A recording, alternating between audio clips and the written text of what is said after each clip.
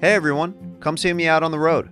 I'm in Los Angeles, California, Boston and Springfield, Massachusetts, Colchester, Connecticut, New York City for Stand Up on the Spot, Columbus, Ohio, Houston, Texas, St. Petersburg, Florida, Batavia, Illinois, and more. Get tickets and new merch at jeremiahwatkins.com. And also make sure you're subscribed to youtube.com/@standupots.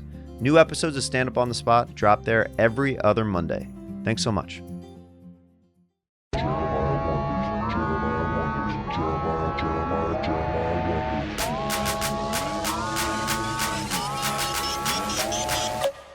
Hello and welcome back to another episode of Jeremiah Wonders. I'm joined by a very special guest today, my pal Joel Richardson. What's up, my friend? How are you, man? I'm good.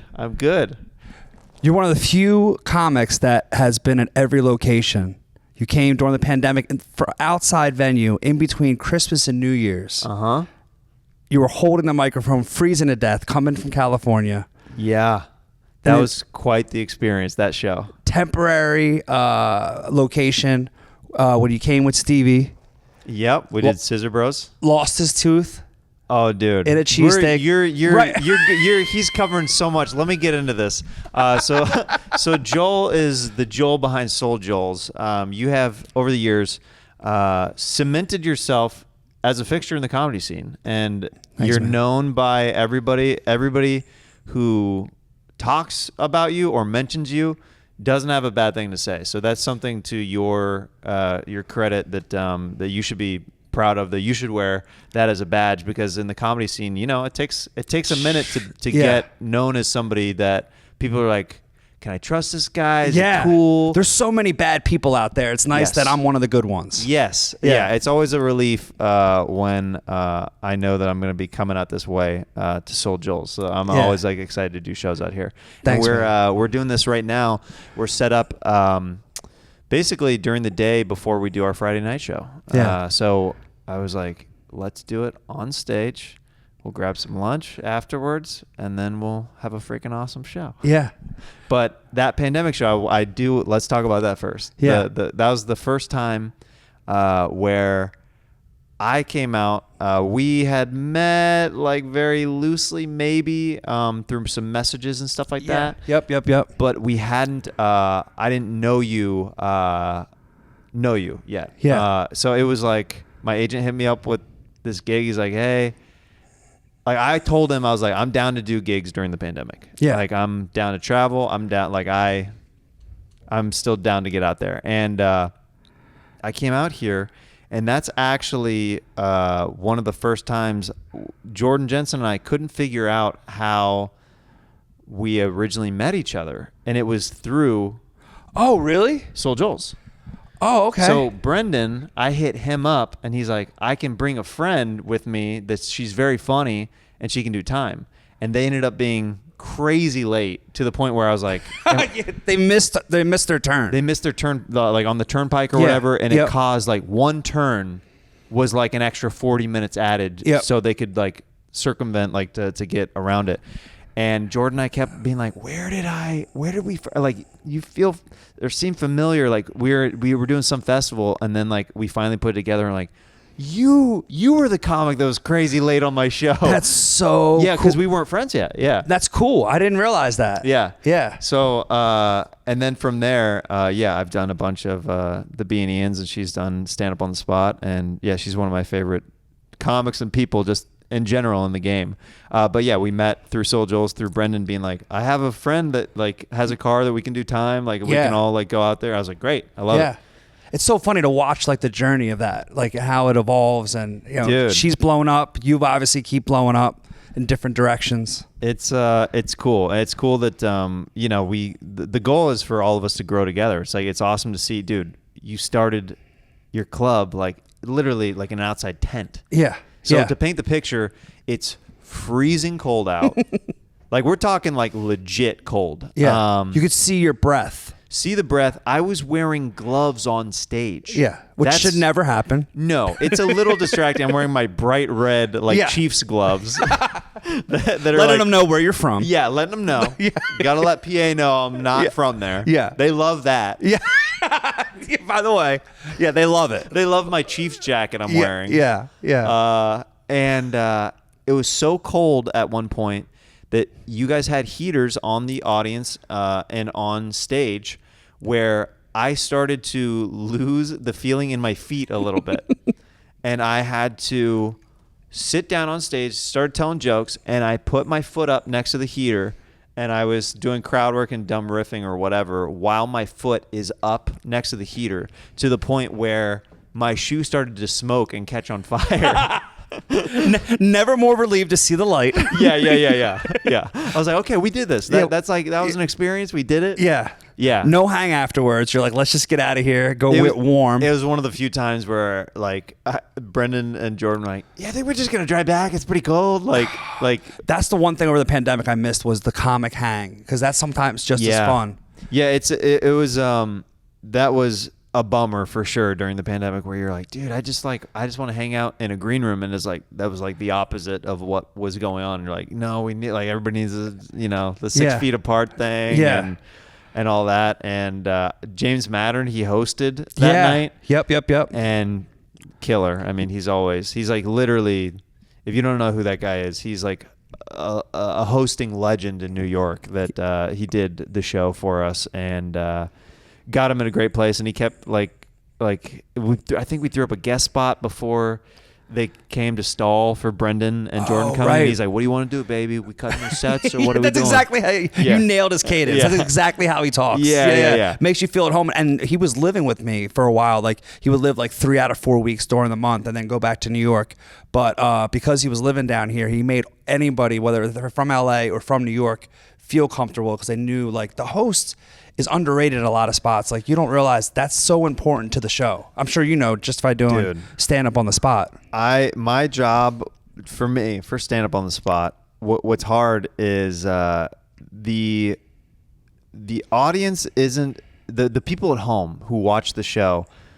Like, cause I get a lot of comments, and you can't help but look at the stuff, like can't help it. But I will say that my job, like sometimes people are like, how come Jeremiah's sets aren't that good sometimes? I'm like, dude, it's improv, and it's so dependent on the crowd, where like by the end of my set sometimes I'm just trying to get them to agree and be into the concept, and them to be a good audience for the rest of the comics. It's like dog training. So sometimes my sets don't work out. Yeah. They're setting the plate for the rest of the show, and it's like a way for them to, oh, I get this. Like I don't leave the stage until I'm like, okay, this audience is ready for the rest of the show. Yeah.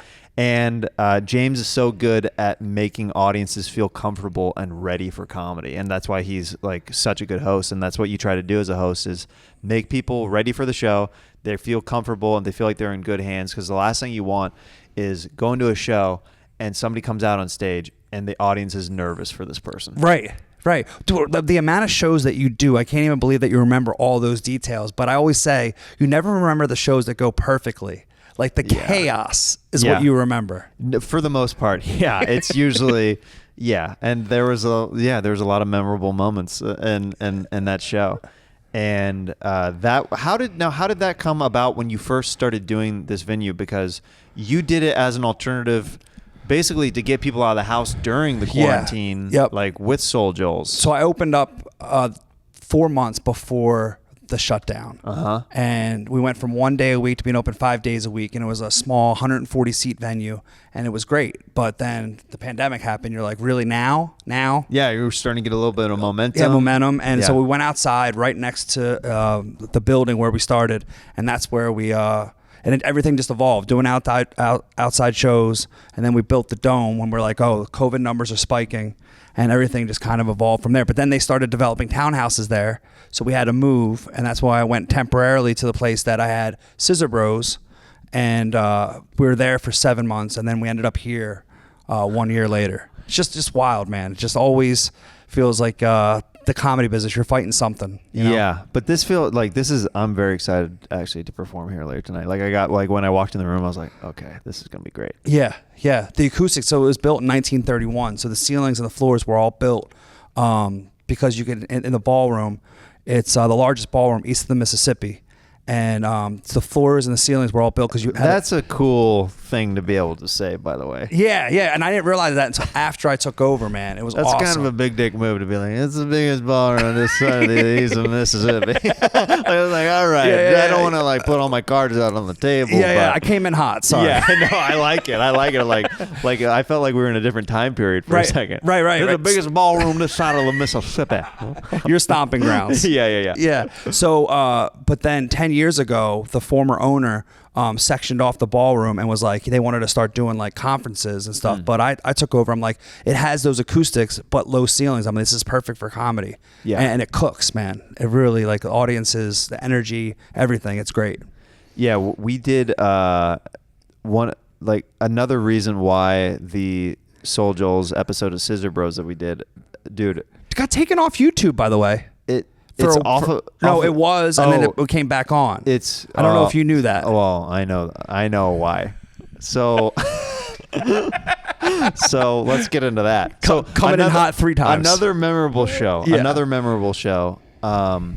So many things were memorable about that show because it was at a time where Scissor Bros was starting to get some momentum on it, and I had convinced Steve to start taking the show on the road. Okay. We had not done many road shows. So anytime we were doing a show on the road, it was a big ordeal to plan it, to prep it, and just to get Steve out of the house to do it.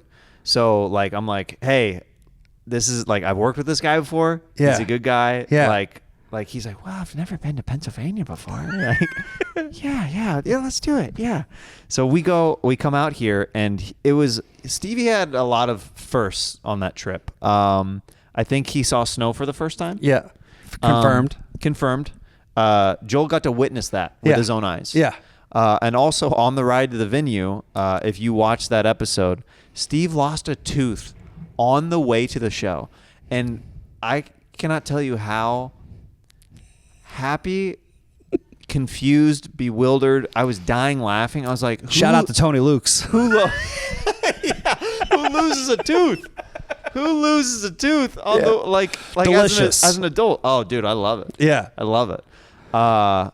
Yeah, he lost a tooth on the way to the show, and we have footage in the car on the way to the venue of him losing the tooth. The reason why the episode got taken down and it was demonetized, I think it might even be 18 plus to watch now. Hilarious. So the reason being is we did this challenge where the loser, it was a Pepsi Mentos thing, where the loser had to take a shot of Pepsi Mentos straight to the face. And we ended up doing it, and we made it the thumbnail. So the thumbnail clickbait. The thumbnail is I have my 2-liter in between my crotch, and Steve is his mouth over it with it like going all over. Naturally. Yeah, the face. And YouTube was like, yeah, this looks like porn. Yeah. So this is 18 plus. It's not, but we get it. Yeah, I contested it. I was like, guys, it's. They're like, no. So that of all the things on there, though, it's crazy like that. I mean, I get it, dude. The stuff over the years that I've had to re-upload or re-censor because of weird YouTube laws, like it's becoming the next TV network where you have to censor stuff or it gets taken down. Like ABC, NBC, that kind of thing. Yeah, it really is turning into that because they want to sell ads. They want Target to advertise on Scissor Bros and stuff. Keep it like family that. friendly. Yeah. Well, that was the crazy thing when you guys came out to see people doing the scissor. Like that was such a cool moment for me to see that like people came from hours each direction and did that. I'm like, this is you cultivated something really cool. It was cool, man. And dude, Steve even met his girlfriend that night that he's still with. What? He met her. Yes. I remember his that girlfriend. girl. Yes, he met her at that Scissor Bros. And she ended up moving? She drove in. No, she still lives out here in PA. And Steve will fly out to PA and she'll fly out to LA. Yeah, they're still together. So like our connection keeps going in weird ways through Soul Joel's, ladies and gentlemen. It's the gift that keeps on giving. Yeah. The gift that keeps on giving. Oh, that's wild. So I'll have to tell Steve that I was here, and he has nothing but great things to say about Pennsylvania. he met his girlfriend here. All because you convinced him to do the gig. To do Scissor Bros out here. Yeah. Wow. Yeah. Yeah. Yeah, wild. That is crazy. It's pretty crazy. Yeah. That he's like they're still together and they're still things are good. It's like all from like a Scissor Bros show. And that's like coming up on to us 2 years ago. Yeah. Yeah. And now the trifecta, baby. Yeah. We're out here. I wish he would have been here this weekend, man. He missed out. We could have routed it, but that would have been awesome if he was able to come out, visit her, us do something. Yeah. Maybe again in the future when we can do some more shows with him down the road in the future. Yeah, dude. Yeah, it's cool what you've cultivated and like just as the scene out here. 'Cause how long, like, you've been doing comedy yourself, like, over the years? Like, when did you start doing that? So I started doing 18 years ago up in New York. I was going to school to get my my MBA, and I just tried stand-up for the first time. But it was actually in the back of Sal Vulcano's place in Practical Jokers. But it was before they got that show on TV, and he was bartending, trying to pitch that show. Yeah. And I got to watch them try to get that show on TV for 6 years. Yeah, and then I put Pete Davidson on stage. When he was like super young, 3 weeks before his 16th birthday, and then I would like take him on the road with me, and I was like quasi managing him, but you know he was a teenage kid, you know. But Sure. I'd have a permission slip in my car because I was transporting a minor across state lines. You got pulled over or anything, right? I'd be like, it's not my nephew. That's so. Yeah, I didn't even think about that. Yeah, that's why a lot of I heard a lot of pop stars end up turning over. Whatever it is, the like it's almost like a conservatorship almost where for their managers like Justin Bieber and different teen idols, like it's easier than to have like it's literally just to have the legal document of like, hey, I'm their caregiver at the moment, like right. It was just so bizarre, like they're like a third parent to these that's kids. Crazy, but I get it. Yeah. Wow. But yeah, so that's I started that, and then I started just to create stage time. Instead of doing like the bringer shows, I would start producing my own shows just for stage time, and that's how I started Soul Joel Productions. And after like 15 years is when I was like, oh, I'm gonna start, you know, doing like a venue. Yeah, a venue. Like so, I'm so tired of. I'm sure you know this, just producing your own shows, going to a venue and then having to wait for their permission. I just want to make the deal and then put tickets on sale. Yeah, it's hard to wait for things when you don't know if it's going to come. Yeah. And so when I was starting out doing stand-up, I would host open mics and run my own rooms for stage time to do the exact same thing. It's like I have to create things for myself because there's not this magic mayor of comedy who's walking around being like, you get a spot and there, over here. Like your own opportunities. Yeah. So I think we're very like-minded in that way where you're just like, dude, if it's not happening, like in some ways, like let's create. Yeah. Let's figure this out. Yeah. Well, the other thing too that I realized we're like-minded is during the pandemic, you said you were trying to travel and do as many shows as you can. Mm-hmm. So many haters and people sending me messages like about how we're not obeying the 6 feet, but we were like inside the venue, like just don't come to shows. If it's not your thing, just don't come out. There was a lot of during that time, it was weird, of people trying to police other people because they were not feeling good. Like they were not feeling comfortable about a situation, and it was almost like the fun police. Yeah. Where they're like, dude, we can still have a good time and do both, but like people would freak out about that stuff. Yeah. And it's even more so now. I don't know if it's because of an election year or because I'm doing more. People are coming at me, the radical left, the radical right, both bad, but they come at me if I'm doing a drag show or if I have like a conservative comedian.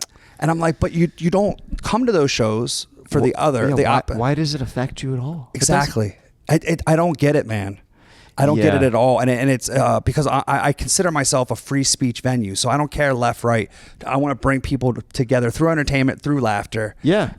But all I get is you said try to stay out of the comments, but it's hard, man, because they're giving 1-star reviews. And thankfully my fans came out, but they said the 1-star review was, this venue hosts sinful drag shows.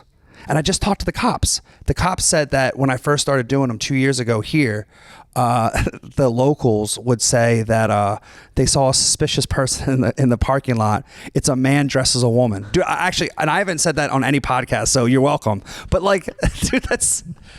And they weren't even outside. They were just saying, like, it's got to be around time that he was going to do the drag show. So let me just call the cops right now. That was the 911 call. Dude, that's so funny. The 911 calls. There's a man in a dress outside, and I don't know what they're up to, and they look kind of good, actually. Yeah. They start going down. Their makeup is actually on point, and there's that's why I'm mad. Yeah. They look better than me. Yeah, they're upset. Yeah.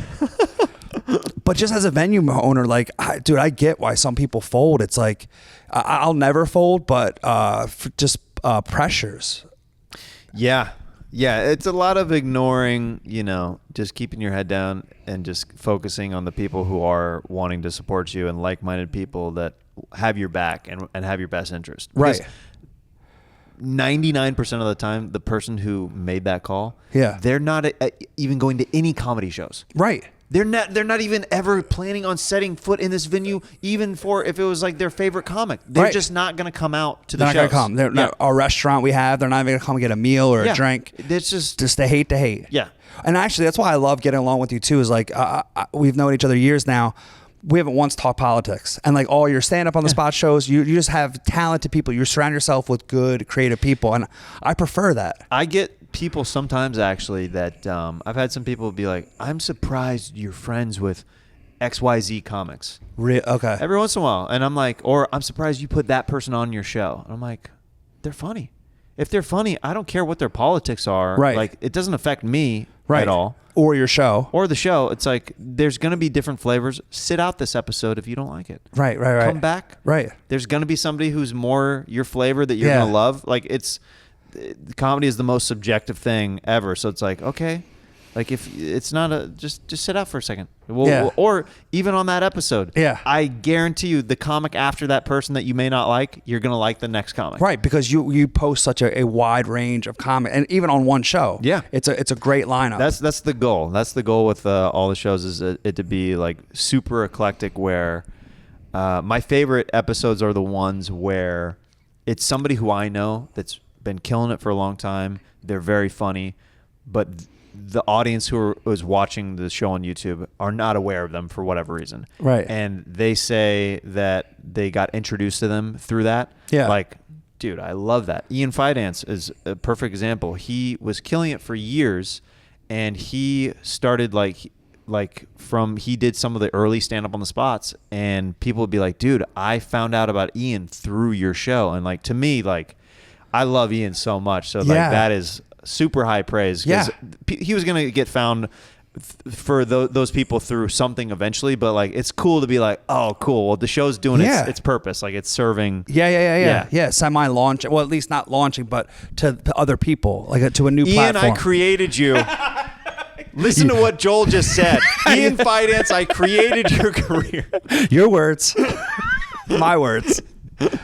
That's awesome, but that's great. Yeah, but that's an example. That's just like one example of like, when the show, like the process is working, like, because the whole the goal of the show, which I've told you before, is to get stand up on the spot to a level where it can tour on just the name, and people are coming out just for stand up on the spot, and then they're discovering some of their new favorite comedians through different scenes, like, and not have to be like on the coast or whatever. Like it can be Chicago, Denver, Portland, Pottstown, Pennsylvania, literally like having people come in from different areas. They trust the brand. Yeah, they just trust the brand, and like, okay, I know there's going to be quality comedy and content like there. That's the goal. That's where I want to get the show eventually. So yeah. So I'm hoping that we can do, hopefully we can do a stand up on the spot in here like in this next year or so. That'd be awesome. I would love it, man. Yeah.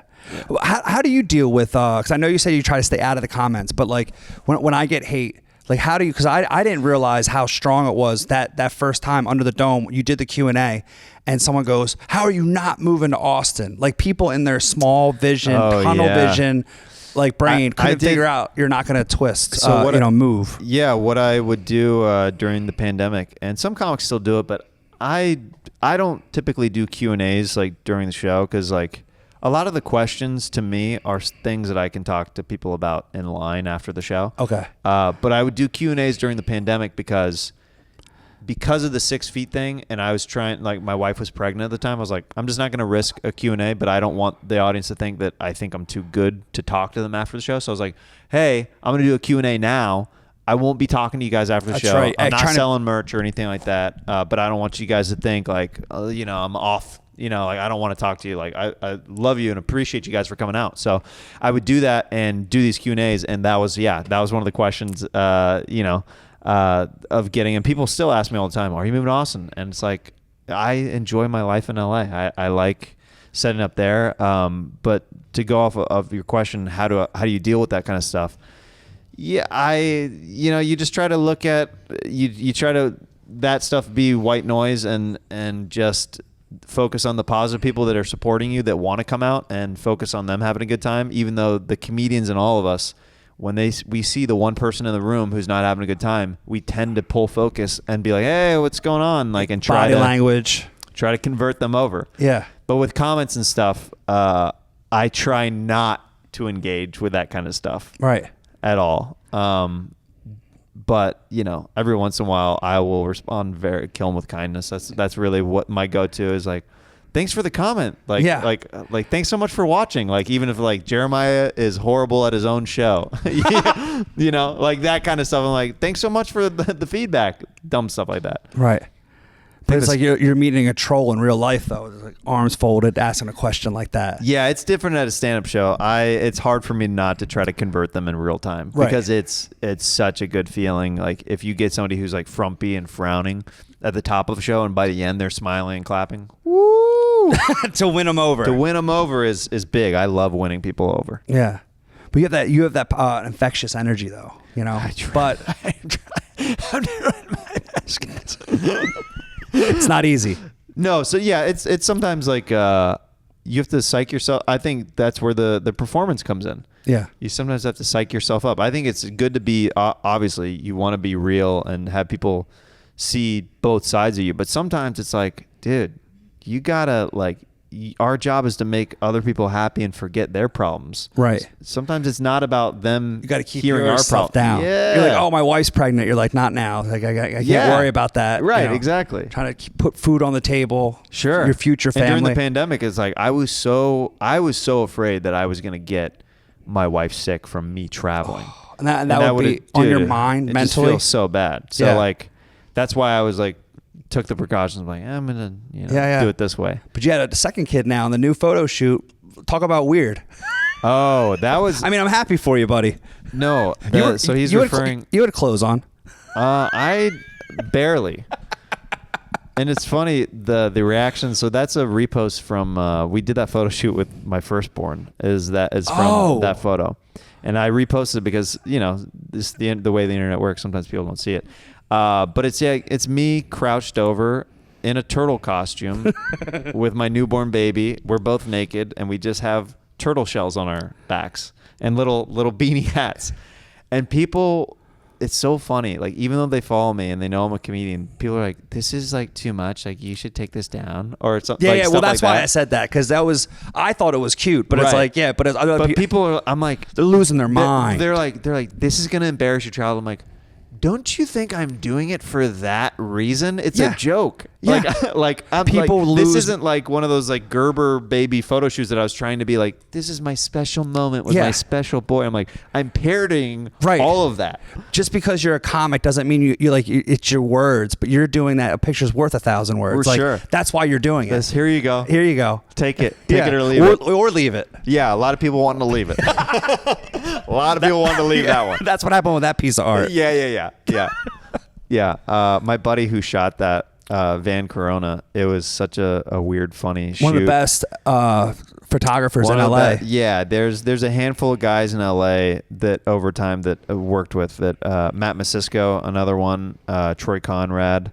My bad. I didn't mean to start a photography war. No, I just know that he's one of the. Yeah, he's one of the. Yeah, no, but there's a handful of people that I've worked with over time where I'm like there's like a class of people where I'm like these guys. Liz Vig, another, like there's a bunch of great ones.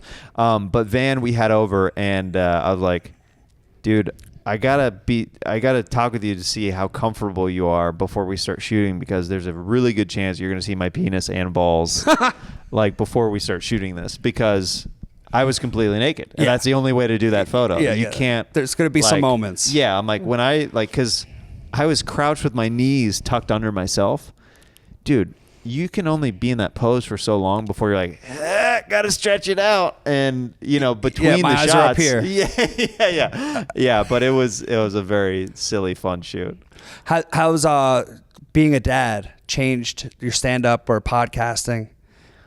I think it for sure has. I mean, you'll definitely see with my comedy for sure. I've got a bunch of material about being a dad now that is really cool, that I think in my opinion is some of my strongest stuff, as far as like the stuff that people want to talk to me after the show about, that they're like, dude, that one bit like hit hard with me, because connected. Like I'm in it right now with my toddlers and whatever, but I don't know. Because I think I might. I just turned 44 and I just started dating a girl. She was divorced before, but no kids. Dude, I could see myself being an old dad. Yeah. Yeah. I mean, not to take a line from Burr's movie, but like a lot of comics. There's a handful of our friends that have all become dads like later in life. And dude, of course. Yeah. I mean, well, there's with everything. There's pros and cons of like if you do it really young or you do it really old. But like, there's a lot of pros too about like. Honestly, I would have been an old dad had my wife been not the same age as me. I mean, I just as a stand-up comic, I absolutely would have. Yeah. But like for age purposes and health and physical well-being, like let's not wait. We wanted to do it while we were both healthy and had a decent age. Yeah.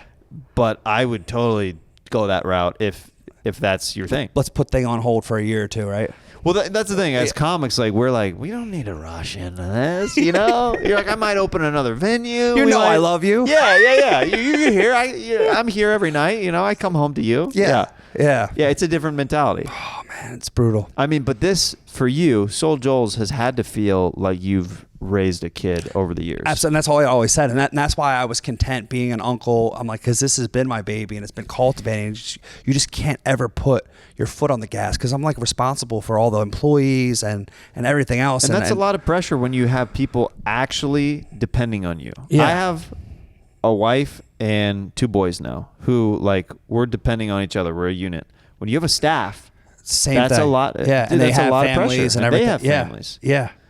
Trying to bring in people and then fill the restaurant and it's everything, man. Yeah. So trying to promote the current shows, book the future shows. It's just like that, trying to fill a calendar. And how did you ever come close to a breaking point with any of the venues where you're like, oh man, this might have to, like, I might have to put a hold on this for a little bit or something? So it was probably just after you were with Scissor Bros where I couldn't figure. I was getting so anxious of where our permanent home was going to be, which ended up being here.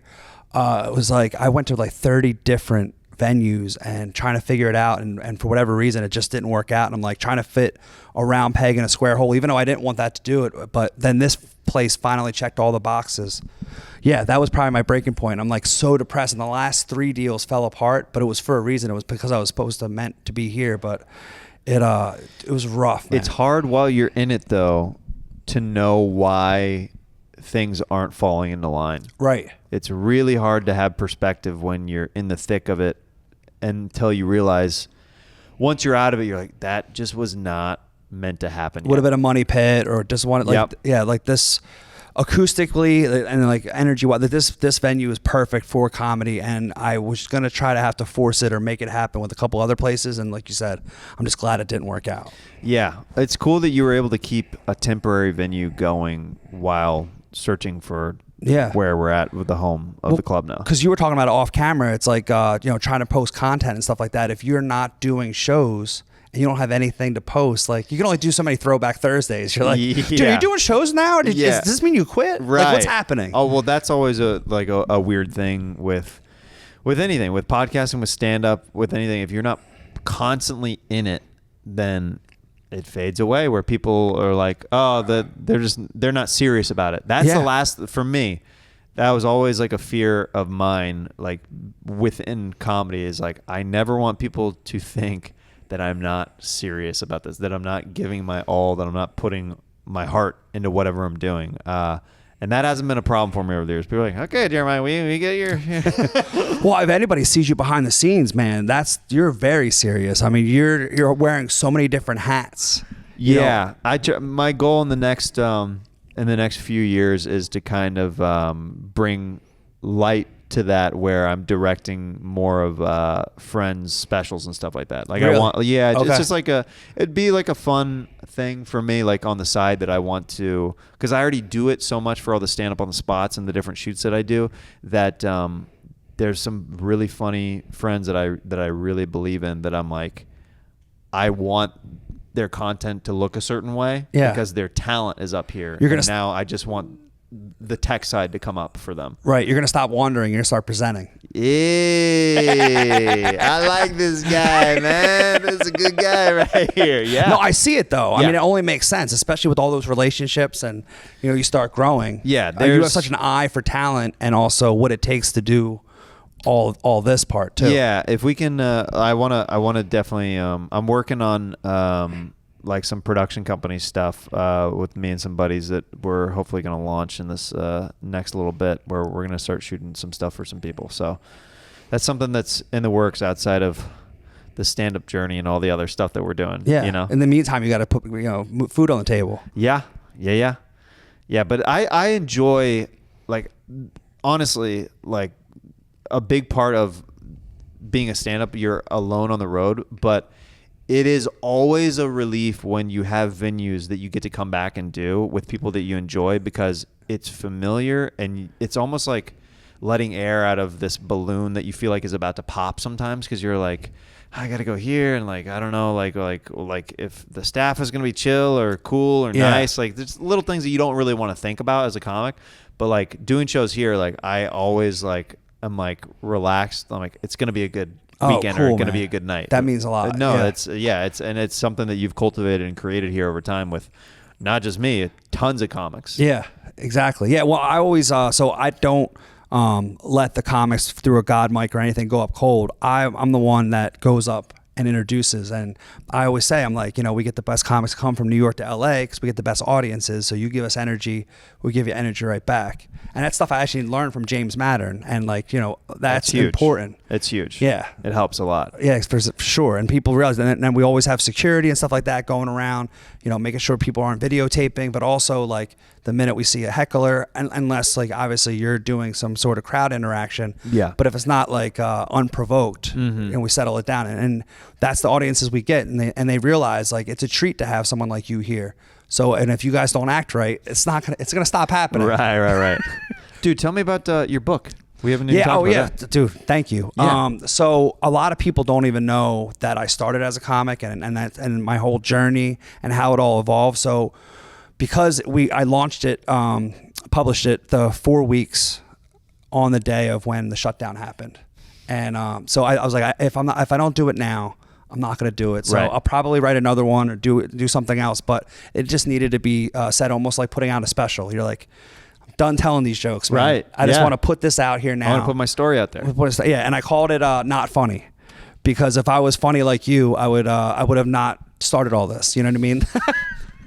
I don't know about that, but you're being too hard on yourself with that. Yeah, but I just I needed to, in order to create my own opportunities, I started out like, promoting and stuff like that. And I wasn't like a natural headliner. Like I still enjoy going up and sometimes hosting shows and stuff like that. But a lot of my energy went into, and I realized it's what I enjoy doing most, is putting the show all together. Yeah. And being the puppet master, man, making everything. Yeah, exactly. And then people coming out, like, dude, whether it's like a widow or a widower, and this is in the book too, like, people would come up to my mom or my dad, if they're my stepdad, they're in the audience afterwards, and they're like, you have no idea what comedy has done. And I love getting people out of the house and whatever troubles they're going through that 90 minutes to 2 hours. They're having fun and they're forgetting their troubles, and it's cool. It's rewarding.